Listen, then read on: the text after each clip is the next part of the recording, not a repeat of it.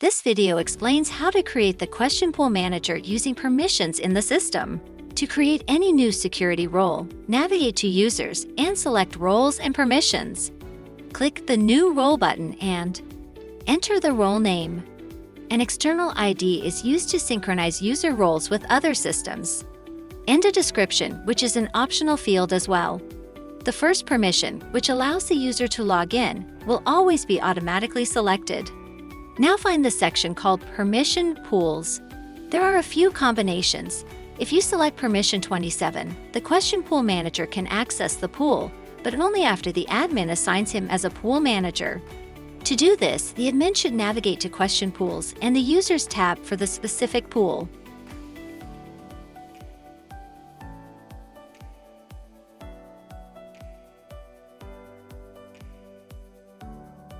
Then the admin can choose between the Modify option and Read Only, whether a user will be able to edit questions from the pool or only preview them.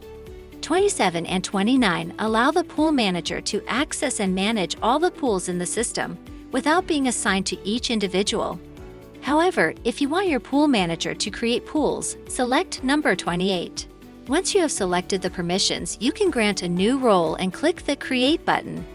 A newly created role will be assigned a role code so that you can grant this role to users uploaded through an Excel file. Moreover, you can set the pool manager's access to predefined reports in this tab.